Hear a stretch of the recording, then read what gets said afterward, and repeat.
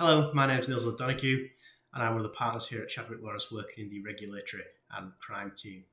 On a number of Monday morning dispatches, I've discussed with you that we deal with data protection matters here. And these data protection matters are generally divided into two halves.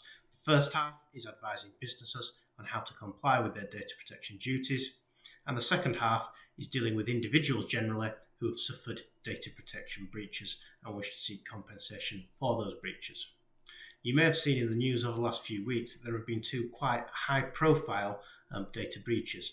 The first involving Arnold Clark, and the second last week involving the retailer W.H. Smith. Both businesses, as I understand it, have been the subject of cyber attacks. In Arnold Clark's case, again, as I understand it, some 300,000 customers have had their personal details hacked into and taken. In respect of W.H. Smith, it is the staff of W.H. Smith who've had their data breached. Arnold Clark, again, as I understand it, has admitted that as part of this data breach, financial information and customer details has been taken by the hackers.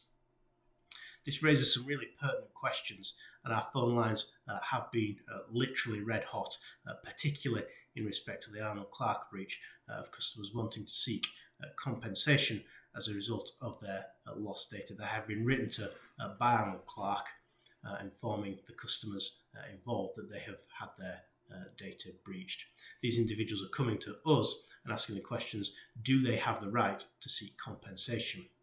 In this or any other data breach, it's not that simple in terms of compensation and whether an individual is to be entitled. So you as business owners and involved in keeping data can perhaps breathe a sigh of relief that just because data has been breached and potentially lost, it does not necessarily mean that compensation automatically flows from that breach. There are two crucial questions that need to be asked. One, did the organisation that has had the data breached have the organisational and technical measures in place that were reasonable and should have ensured that the data should not be lost? This means, have you got appropriate IT systems in place? Do you have policies and procedures in place? And crucially, how will you react, and how did you react in the case of a data breach? Did you report the matter to DICO? Did you, without undue delay, report the breach to your customers? If you have these organisational and technical measures in place, it may be that just because there has been a breach, that you have quite a good defence and that compensation should not be payable. The second part is, has a level of distress that is sufficient occurred that means that compensation should be payable? Again, just because a breach has taken place, it doesn't necessarily mean that distress has followed that is serious enough that means compensation should be payable. This is what we call the de minimis level.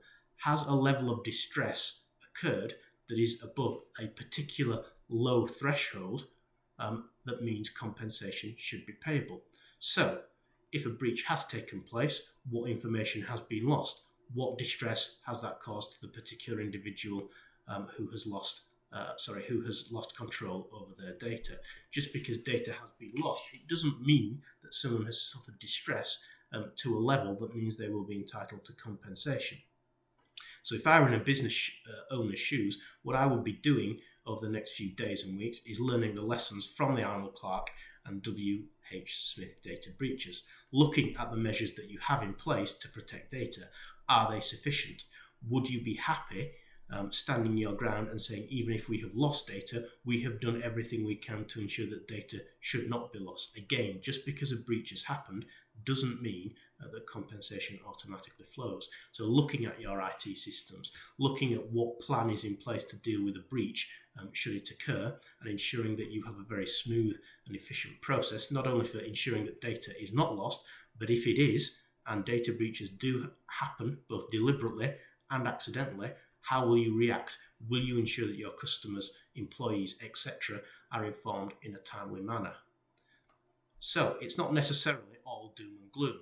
The key is ensuring that you have sufficient measures in place now so that when inevitably a data breach will happen in your organisation, you are well prepared to deal with it. Dusting off your policies that may have been drafted in 2018, for example, when the GDPR kicked in, and having a look at those again and ensuring that they're both up to date and sufficient would be the first step. Then looking at your systems to ensure that they are sufficient. It's absolutely critical that this is done, and data protection breaches do happen. The main thing is ensuring that you know how to deal with them and that you have put in place measures to try and stop such breaches from occurring. So I actually think the Arnold Clark and W.H. Smith cases highlight that there is opportunity for employers and businesses to get their house in order to ensure that if they are ever put in that position, they have a robust and sufficient defence to enable them to solidly stand their ground. I hope this has helped, and if you do have any data protection queries, both as an individual or as a business, please do let either myself or my fellow partner in our team, Nicholas Worsnop, know. Thanks very much and have a great week, everybody.